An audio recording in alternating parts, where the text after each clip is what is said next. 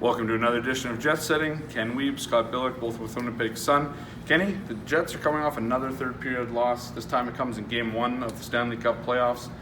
How, concerning is it now that this has crept from the regular season and followed them into the playoffs? Yeah, it's interesting, Scott. Playoffs are always about new beginnings, but an old familiar theme sort of sunk the Jets in Game 1.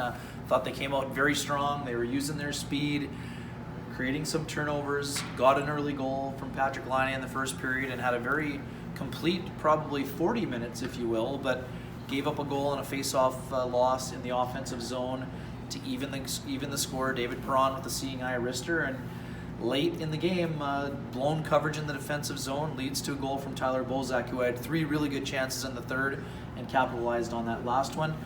Connor Hellebuyck played a solid game, but he was outplayed by Jordan Binnington, who was very solid. Other than the shot from Laine that he basically didn't see, he stopped everything that he saw, including that glorious chance from Mark Scheifele on the back door with about 12.4 seconds left.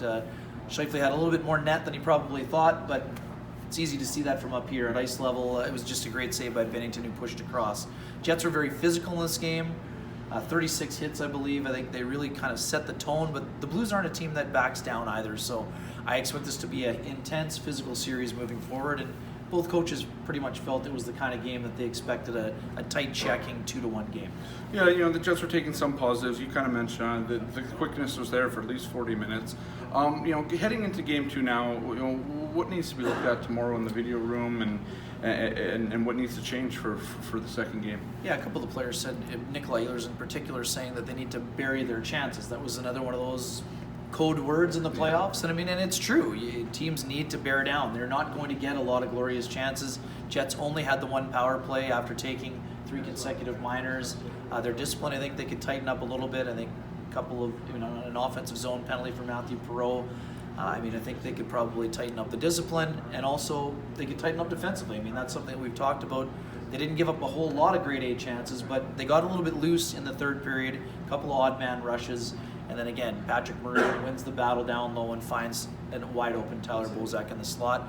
Overall, the Jets didn't play a poor game, but they didn't get the job done either, and there are no moral victories in the Stanley Cup playoffs. And just one, last one here. Josh Morrissey comes back from 20 games. Obviously, a big talking point coming to the game. What did you see from him? Yeah, I thought it was a steady game for Morrissey. It looked like Paul Maurice wasn't using him on the penalty kill in a way to kind of easing him into the lineup. Maybe is not the right word, but I think they gave him a little bit of time to get his footing underneath him. He missed 20 games, and we know that the intensity ramps up in the third period. I think that Morrissey is going to obviously be a big boost on the back end for the Jets.